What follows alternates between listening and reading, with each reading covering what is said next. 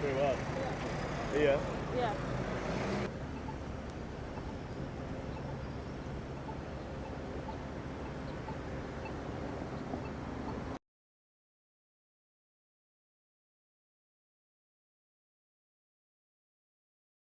So in this early part of the summer, things have come to a head here in Boston with the Commissioner of Police issuing a letter to the heads of the food delivery companies, including DoorDash and Uber Eats, asking them to answer a set of questions related to how they enforce drivers' safety training when it comes to two-wheeled vehicles like mopeds and scooters.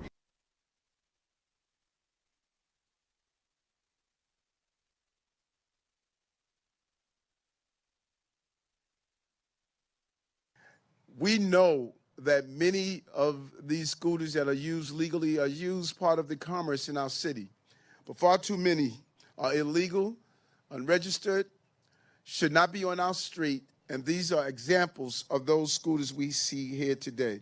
Let's be clear, we're not going to tolerate it, and riders who think the rules don't apply to them, they're going to see an aggressive enforcement policy that's in place.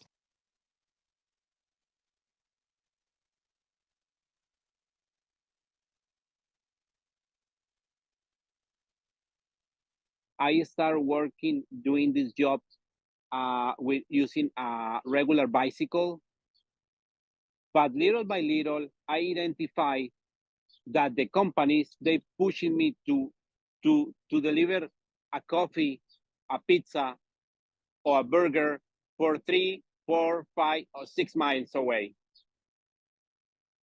So I have to transition in an electric bike for 2 years, and after that, I noticed that I have to change my electric bike and buy a moped.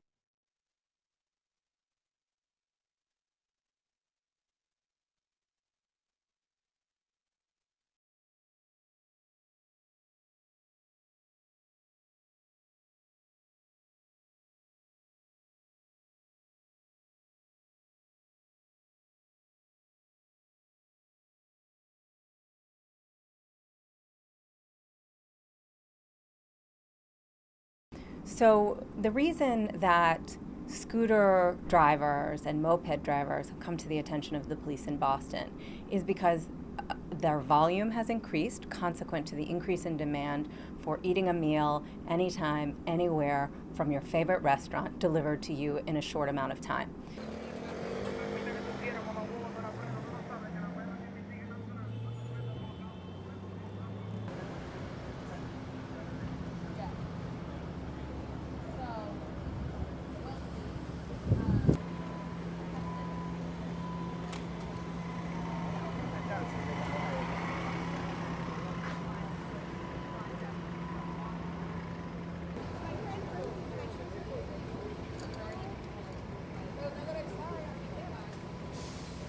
The drivers themselves, or the riders of these mopeds and scooters, have no incentive not to minimize their expenditures of time and money on their driving to and from the job.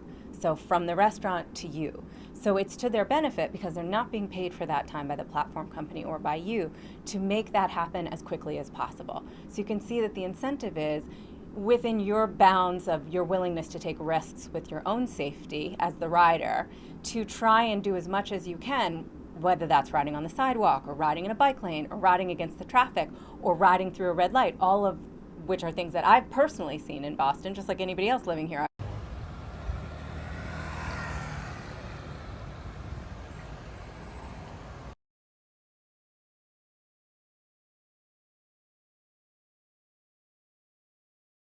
So we're at a moment which clearly calls for greater regulation and some creative thinking around how you can make a company that employs people at a distance using a specific kind of digital technology inculcate specific safety standards in those individuals.